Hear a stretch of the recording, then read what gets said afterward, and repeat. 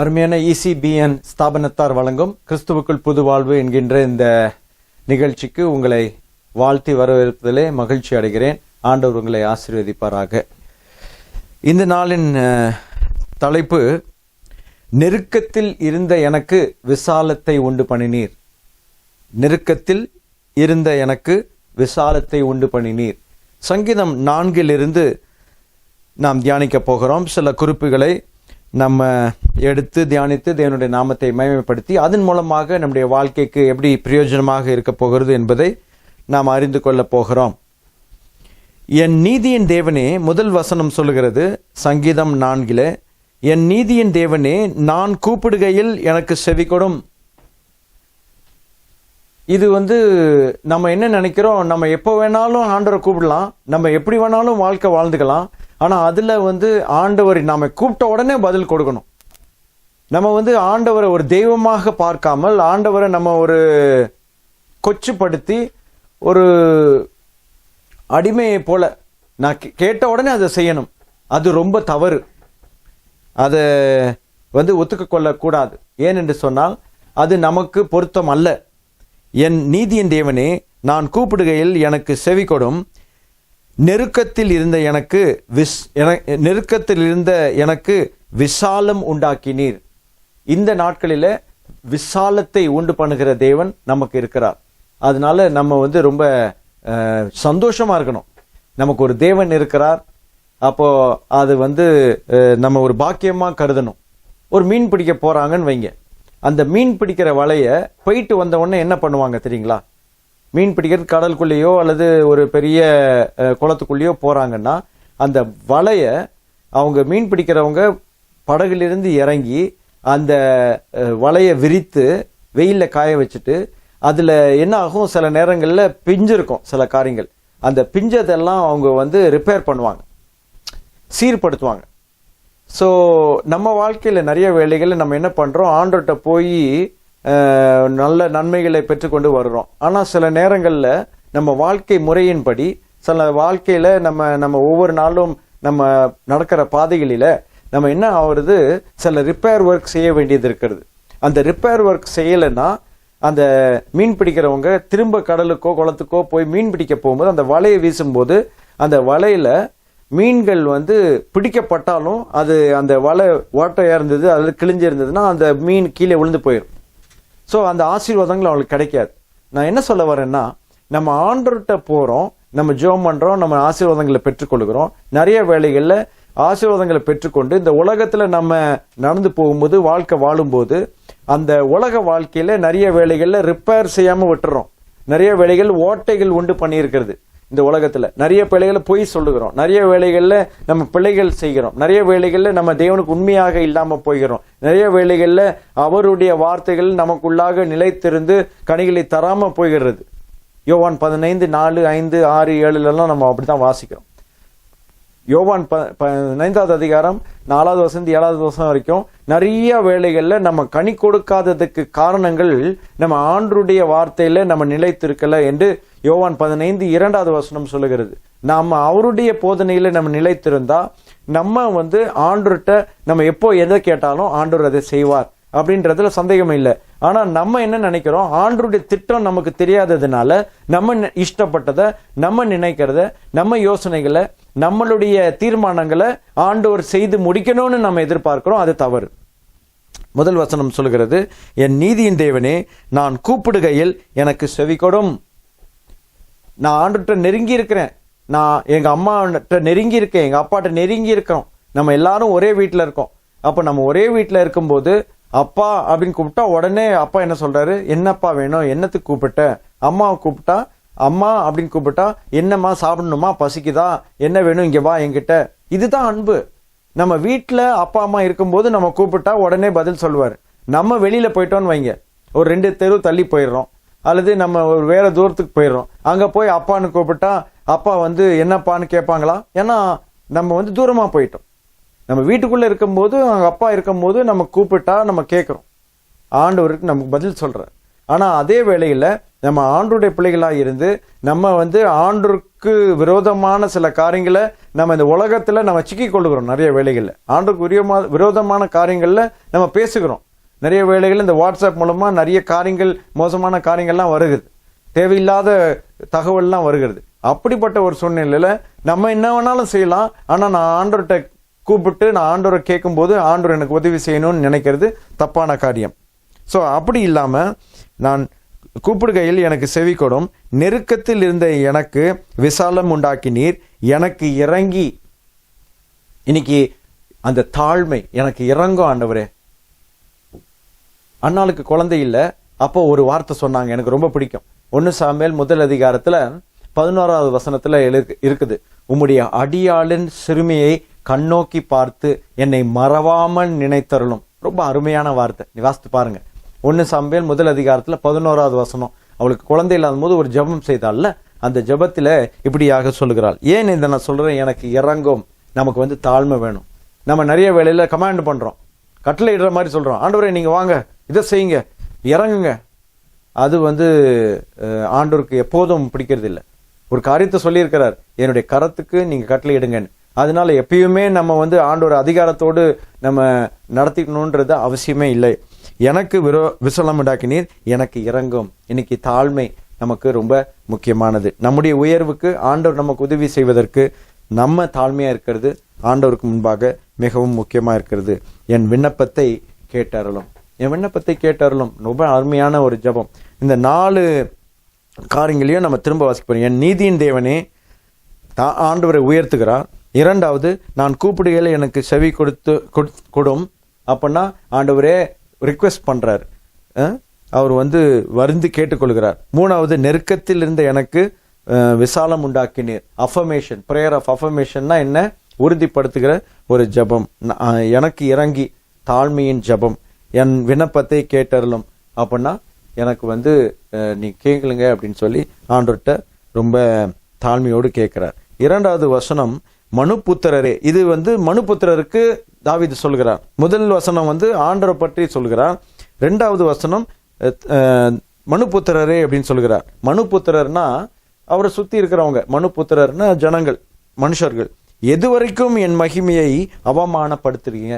அப்ப நான் நிறைய வேலைகள்ல சொல்றது உண்டு, ஆண்டருடைய பிள்ளைங்க உயர உயர அவமானங்கள் அதிகமாகும். அப்போ அந்த அவமானத்தை மேற்கொள்கிறதுக்கு ஸ்பெஷல் ஞானம், ஒரு விசேஷித்த ஞானத்தை தானியலை போல நம்ம பெற்றுக்கொள்ளணும். தானியல் 6வது அதிகாரம் 2வது வசனம் என்ன சொல்லுகிறது, அவனுக்குள்ள ஒரு விசேஷ ஆவி இருந்தது.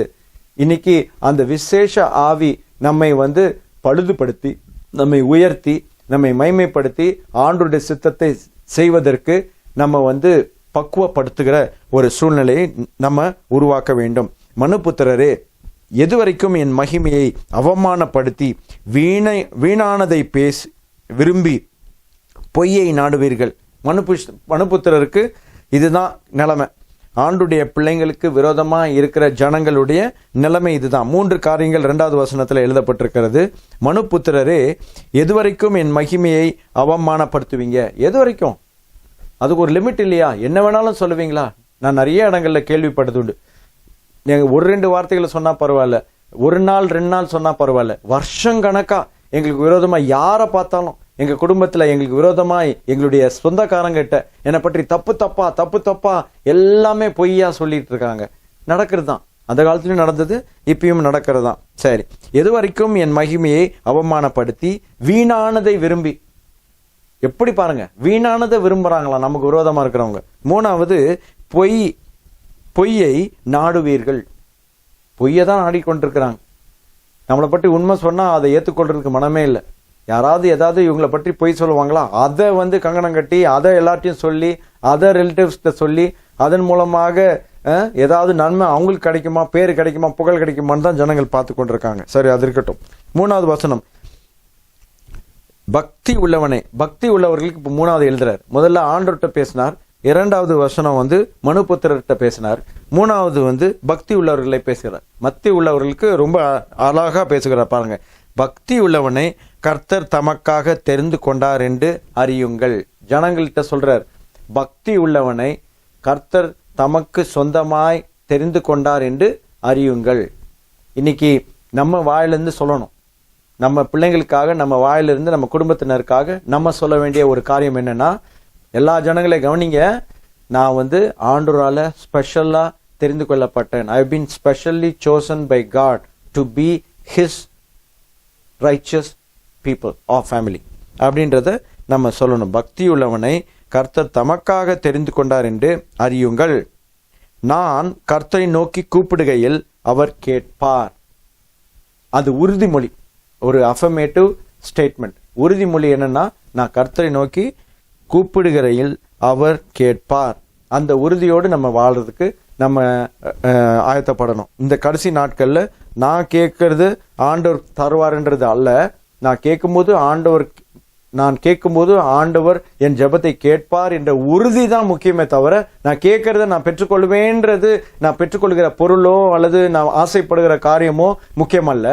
நான் ஆண்டவர்கிட்ட நெருங்கி இருக்கிறதுனால நான் கேட்பேன், ஆண்டவர் அதை கொடுக்கறதுக்கும் வாய்ப்பு இருக்கு. அப்படிதான் நம்ம நினைக்கணுமே தவிர, நம்ம கேட்ட உடனே ஆண்டவர் கொடுப்பாருன்னு தயவு செய்து நீங்க நினைக்க வேண்டாம். 4வது வசனம் சொல்லுகிறது, நீங்கள் கோபம் கொண்டாலும் பாவம் செய்யாதிருங்கள். இப்போ அதே ஜனங்களை பார்த்து சொல்றாரு, நிறைய பேர் உங்களுக்கு விரோதமா வருவாங்க, கோபம் தான் வருது, ஆனா பாவம் செய்யாதீங்க.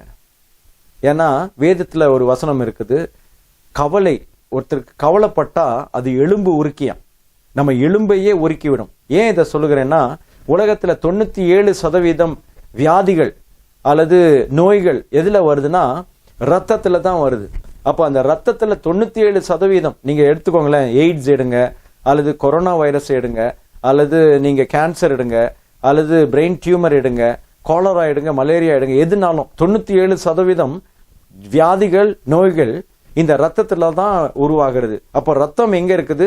எலும்புகளுக்கு உள்ளாக தான் ரத்தம் உருவாகிறது. அப்போ ரத்தம் உருவாகிற எலும்புகளுக்குள்ள இந்த வசனத்தை பாருங்க, நீங்கள் கோபம் கொண்டாலும் பாவம் செய்யாதிருங்கள். அப்படின்னா நம்ம கோபம் கொள்ளும் போது என்ன பண்ணுதான், அது ஒரு கவலை, ஒரு வைராக்கியம், ஒரு விரோதம் உண்டாகிறது. இந்த ரத்தத்துக்குள்ளாக போய் அந்த ரத்தத்திலிருந்து நமக்கே தான் நமக்கு வியாதி. அதனாலதான் பாவம் செய்யாதீங்க, கோபம் கொண்டாலும் பாவம் செய்யாதீங்கன்னு சொன்னதுக்கு காரணம் என்ன? நம்ம பாவம் செய்யும் போது நம்முடைய ரத்தம் பாதிக்கப்படுகிறது. நம்ம ரத்தம் பாதிக்கப்பட்டா அது கோபம் கொள்கிறவங்களுக்கு தான் பாதிப்பே தவிர வேற யாருக்கும் இல்லை. இந்த பிசாசானவன் கோபத்தை தான் மூட்டிக்கொண்டே இருக்கிறான். அதனால நீங்க கோபம் கொள்ளாலும் பாவம் செய்யாதீங்க. வேதம் சொல்லுகிறது, நீங்க கோபம் பட வேண்டிய அவசியமே இல்லை. ஏன்னு சொன்னா ஆண்டவர் எல்லாவற்றையும் பார்த்து கொள்வார். நம்ம கோபம் கொள்ளுகிறதுனால எதையும் நம்ம கூட்டவோ குறைக்கவோ நம்மளால முடியாது. அதனால கோபம் கொள்ளாதிருங்கள் என்பது ரொம்ப ரொம்ப முக்கியமானது. கோபம் வரும்போது வேற ஏதாவது செய்யணும். கோபம் வரும்போது ஆண்டவர்கிட்ட சொல்லிட்டு விட்டுறணும். கோபம் வர்றதுன்னு எதிர்பார்த்து அந்த ஞானத்தோடு வாழணும். நான் இப்போ சில நாட்களா, சில வருஷங்களா அதை தான் ஆண்டவர் எனக்கு சொல்லி கொடுத்துருக்கிறேன். கோபம் வரும், ஆனால் கோபம் வந்த உடனே வேற ஏதாவது செய்யணும். அல்லது கோபம் வரும், இந்த மாதிரி பேசுவாங்க, நமக்கு கோபம் வரும், நம்மளை இகழ்வாங்க, நம்மளை அசிங்கமா பேசுவாங்க, அல்லது நம்மளை சோறு விட்டுருவாங்கன்னு சொன்னா அதுல நமக்கு ஒரு ஞானம் வேணும். இப்படி பேச போறாங்கன்றதுல இருந்து நம்ம தவிர்த்து கொள்றதுக்கு ஒரு பெரிய ஞானத்தை நம்ம ஆண்டவரிடத்திலிருந்து பெற்றுக்கொள்ள வேண்டும். சரி, உங்கள் படுக்கையில் உங்கள் இருதயத்தில் பேசிக்கொண்டு அமர்ந்திருங்கள். நல்ல கவனிங்க, உங்கள் படுக்கையில் உங்கள் இருதயத்தில் பேசிக்கொண்டு அமர்ந்திருங்கள். உங்க இருதயத்துல உங்களுடைய ஆதிக்கத்தை, நீங்க போகிற அந்த இழிவான பாதையா இருக்கட்டும், அல்லது ரொம்ப கஷ்டமான சோர்வான சூழ்நிலையா இருக்கட்டும், அல்லது அவமானம் எதுவா இருக்கட்டும், உங்களுடைய படுக்கையில நீங்க படுக்கும்போது கர்த்தருக்கு தான் நன்றி சொல்லணும், கர்த்தரோட தான் பேசணும். நீங்க அமைதியா இருக்கணும். Sleeping time very very important. ஏன்னா நம்ம கடைசியில 7, 8வது வசனத்தெல்லாம் நிறைய தூக்கத்தை குறித்து எழுதப்பட்டிருக்கிறது. ஏன்னா நமக்கு கோபம் வந்துச்சுன்னா நமக்கு தூக்கம் வராது. நம்ம பெட்ல எதுக்கு படுக்கிறோம்? நம்ம கட்டில படுக்கிறோம், பெட்ல படுக்கிறோம், படுக்கையில படுத்தா நல்லா தூங்கணும்னு தான் படுக்கிறோம். ஆனா நிறைய வேளைகள் அந்த படுக்கையில படுக்கும் போது அந்த நாள்ல ஃபுல்லா இவங்க இப்படி பேசுனாங்க, இந்த கஷ்டங்கள் எனக்கு இருந்தது, இந்த காரியத்துல எனக்கு ரொம்ப மனசு ரொம்ப உடைஞ்சு போச்சு அப்படின்னு நம்ம யோசிக்கிறோம். அப்படி இல்லாம வேதம் என்ன சொல்கிறது? 4வது வசனம் கடைசி பகுதி, உங்கள் படுக்கையில் உங்கள் இருதயத்தில் பேசிக்கொண்டு அமர்ந்திருங்கள். எதை? நீங்கள் கோபம் கொண்டாலும் பாவம் செய்யாதிருங்கள். பாவம் செய்யக்கூடாது, கோபமும் கொள்ளக்கூடாது. அப்ப என்னதான் பண்ணணும்? அது எல்லாத்தையும் தூக்கி போட்டுட்டு நமக்கு, நம்முடைய சரீரத்துக்கு நமக்கு சுகம் வேணும், நம்முடைய மனதுக்கு நமக்கு வந்து சமாதானம் வேணும், நம்முடைய குடும்பத்திற்கு நம்ம அமர்ந்து இருக்கணும். அப்படிப்பட்ட காரியங்களை நம்முடைய படுக்கையில செய்யணும்னு 4வது வசனம் சொல்லணும். 5வது வசனம், நீதியின் பலிகளை செலுத்தி. நீதியின் பலி, நீதியின் பலினா என்ன? சாக்ரிஃபைஸ். நீதிக்கென்று நம்ம என்ன செய்யணுமோ அதை செய்யுங்க. ஒருத்தவங்க திட்டாங்கன்னா சரி, நான் கோவப்படக்கூடாது, நான் வந்து ஸ்ட்ரைட்டா இருக்கணும், நான் செய்தது ஆண்டவருக்கு முன்பா கரெக்ட் அப்படின்னு நம்ம நினைச்சுக்கிட்டு பேசக்கூட வேண்டாம். நிறைய வேளைகளில் பேசியே நமக்கு ரொம்ப கஷ்டம் உண்டாயிருது. அதனால பேசவே வேண்டியதில்லை. நம்ம என்ன சொல்லணும்னா, நீதியின் பலிகளை செலுத்தி. பலி செலுத்துறதுனா சாக்ரிஃபைஸ். நீதி வந்து எப்பவுமே நிலைத்திருக்கும். சரி, நான் நல்லது செய்தேன், எனக்கு இப்படி ஆயிடுச்சு, பரவாயில்ல, இட்ஸ் ஆல் ரைட். நான் அவங்களுக்கு எதுவுமே தீங்கு செய்யல, அவங்க பொறாமையில இப்படி செய்யறாங்க, பரவாயில்ல. நான் செய்யாத தப்ப நீ தாண்டா செய்தேன்னு சொல்லி என்னை பழிக்கிறாங்க, அதனால எனக்கு எந்த பாதிப்பும் இல்லை. அப்படி நம்ம நினைத்து நம்ம முன்னேறி போறதுக்கு ஆண்டவர் கிருபை செய்வாராக. ஏன்னா 5வது வசனம் போடுங்க, நீதியின் பலிகளை செலுத்தி. எனக்கு ரொம்ப பிடிச்சது, கர்த்தர் மேல் நம்பிக்கையா இருங்கள். அந்த கர்த்தர் எனக்கு இருக்கிறாருன்ற ஒரு பெரிய நம்பிக்கை தான் நம்ம குடும்பத்தையே ஓட்டி கொண்டிருக்கிறது. இல்லாட்டி அந்த எண்ணம் இல்லைன்னா, நமக்கு கடவுள் இல்லைன்னா, நமக்கு கர்த்தர் இல்லைன்னா, அவருடைய பிரசன்னம் இல்லை, அவர் சந்தோஷம், அவர் சமாதானம் இல்லை, அவருடைய மகிமை நமக்கு இல்லை, அவரை குறித்து நாளைக்கு எனக்கு செய்வார், இன்னைக்கு இல்லைன்னா கூட இந்த கிறிஸ்துமஸ் டைமுக்குள்ள செய்வார், இந்த நியூ இயருக்குள்ள செய்வார், அடுத்த வருஷம் செய்வார் அப்படின்ற ஒரு எண்ணத்தோடு நம்ம வாழ்வது தான் நமக்கு ஒரு பெரிய ஆசீர்வாதம் அப்படின்னு நான் நினைக்கிறேன். ஏன்னா கர்த்தர் மேல் நம்பிக்கையா இருக்கிறது ஒரு நாளும் ஒருத்தரையும் அது கைவிடுவதில்லை. அவர் மேல நம்பிக்கை உள்ள மனுஷன் பாக்கியவானன் தானே இருக்கு. அவரை நம்பி இருக்கிறவங்க ஒரு நாளும் கைவிடப்படுவதில்லை. அப்ப கர்த்தர் மேல் நம்பிக்கையா இருக்கிறது ஒரு ரொம்ப முக்கியமான காரியம். நீங்க உங்களுடைய குடும்பத்துல, உங்களுடைய வேலை ஸ்தலத்துல நீங்க பயப்படாம ஆண்டவர் மேல நம்பிக்கையா இருங்க. நேத்துலாம் ஒருத்தரை பார்த்தேன், அவரு வந்து வேலை போய்விட்டது என்று சொல்லி கொண்டிருந்தார். அவருடைய வேலை போய்விட்டதுன்னா அவர் வந்து கவலைப்படல. அவர் சொல்றார், எனக்கு ஆண்டவர் நிச்சயமாக பெரிய காரியங்களை செய்வார். உங்க வாழ்க்கையில கொரோனாக்கு பிறகு எத்தனையோ இழப்புகள்ல நிறைய பேருக்கு மரண இழப்புகள், வேலை இழப்புகள், சம்பாத்திய இழப்புகள், பிரிவினை. நான்லாம் ஒரு 7-8 மாசம் இந்த கொரோனா வந்த நேரத்துல என்னுடைய குடும்பத்தை விட்டு பிரிந்து இருந்தேன். ஏன்னா ஒரு இடத்துல போய் நான் அந்த இடத்துல மாட்டிக்கொண்டேன். ஏன் இதை சொல்றேன்னா, நம்ம கர்த்தர் மேல நம்பிக்கையா இருக்கும்போது சூழ்நிலை நம்மை மேற்கொள்ளாது அப்படின்றத நம்ம நிச்சயமா நம்பணும். யோவான் 11:40 சொல்லுகிறது, நீ விசுவாசித்தால் தேவ மகிமையை காண்பாய். நம்ம விசுவாசம் ஆண்டவர் மேல வைத்திருக்கிற நம்பிக்கையில தானே இருக்கு. அப்ப ஆண்டவர் மேல வைத்திருக்கிற நம்பிக்கை நமக்கு இருக்கும்போது நம்ம வந்து ஆண்டவருடைய மகிமையை ஒவ்வொரு நாளும் கண்டு கொண்டே இருப்போம். சின்னதுனாலும் சரி, பெரிய காரியனாலும் சரி, அதுல ஒரு பெரிய மகிமை வெளிப்படுவதை நம்ம காண முடியும். 6வது வசனம், எங்களுக்கு நன்மை காண்பிப்பவன் யார்? ஆண்டவரை. ஏன் நான் ஆண்டவரை நம்பணும்? ஆனால் 5வது வசனம் கடைசி என்ன சொல்லுகிறது? கர்த்தர் மேல் நம்பிக்கையா இருங்கள். ஏன் நான் கர்த்தரை நம்பணும்? அவர் என்ன செஞ்சுட்டு வர நாட்கள்ல என்ன செய்ய போறாரு, என்ன கொடுக்க போறாரு, எப்படி எனக்கு உதவி செய்ய போறாரு அப்படின்னு நம்ம நினைச்சிட்டு இருப்போம். ஆனா 6வது வசனம் சொல்லுகிறது, எங்களுக்கு நன்மை காண்பிப்பவன் யார் என்று சொல்லுகிறவர்கள் அநேகர். ஆண்டவரையே தூஷிக்கிறாங்க, ஆண்டவருடைய பிள்ளைங்களையும் தூஷிக்கிறாங்க. ஆண்டவர் வந்து இருக்கிறாரு, ஆண்டவருக்கு விரோதமா சொல்றாங்க, எனக்கு நன்மை காண்பிப்பவன் யார் என்று சொல்லுகிறவர்கள் அநேகம் பேர். நான் வந்து ஆண்டவரை நம்பி இருக்கேன், அது உறுதி. என்ன நடந்தாலும் நான் அசைக்கப்படுவதில்லை. ஏன்னா வேதம் அப்படிதான் சொல்லுகிறது. 112வது சங்கீதத்துல நம்ம அப்படிதான் வாசிக்கிறோம். 2வது 3வது 6 வசனம் வரைக்கும் வாசித்து பாத்தீங்கன்னா, நான் கர்த்தர் மேல் நம்பிக்கையா இருக்கிறதுனால நான் அசைக்கப்பட மாட்டேன். சங்கீதம் 16:8 அப்படிதான் சொல்லுகிறது. ஆனா அசைக்கப்படுவதில்லை. இன்னைக்கு அசைக்கப்படக்கூடிய ஜனங்கள் யாருன்னா ஆண்டவர் மேல நம்பிக்கை இல்லாதவங்க. அப்ப ஆண்டவருடைய மேல நம்பிக்கை இல்லாதவங்களுக்கும் ஆண்டவர் மேல நம்பிக்கை உள்ளவர்களுக்கும் ஒரு பெரிய வித்தியாசத்தை ஆண்டவர் நிச்சயமாக வைத்திருக்கிறார். எனக்கு நன்மை காண்பிப்பவன் யாருன்னு தெரியாதவங்க, ஆண்டவரை பற்றி தெரியாதவங்க சொல்லி கொண்டிருக்கிறாங்க. அவங்கள பற்றி நம்ம பரிதாபம் தான் படமே தவிர அவங்க மேல கோபப்பட வேண்டாம். ஏன்னா கோபப்பட்டா அது நம்மளை தான் பாதிக்கிறது.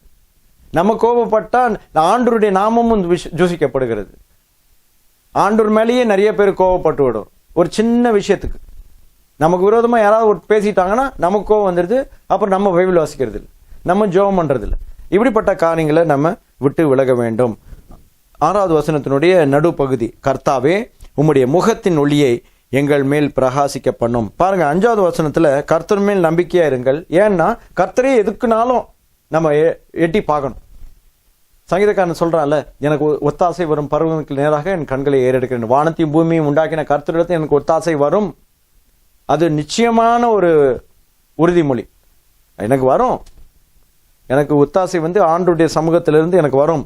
அதே தான் 6வது வசனத்தை, கர்த்தாவே உம்முடைய முகத்தின் ஒளியை எங்கள் மேல் பிரகாசிக்க பண்ணும். அவருடைய முகத்தின் ஒளியை நம்ம மேல வந்துச்சுன்னா ஜனங்கள் பயப்படுவாங்க. My face is a reflection of God's image, God's face. தேவனுடைய முகத்தினுடைய பிரகாசம் என்னுடைய முகத்துல தெரியணும். அதுல தான் ஒரு ஒளி இருக்குது, அதுல தான் ஒரு பிரசன்னம் இருக்கிறது, அதுல தான் ஒரு மகிமை இருக்கிறது, அதுல தான் என்னுடைய வாழ்க்கை ஓடிக்கொண்டிருக்கிறது, அதுதான் என்னுடைய எதிர்காலம், அதுதான் என்னுடைய பிள்ளைகளுடைய ஆசீர்வாதம்.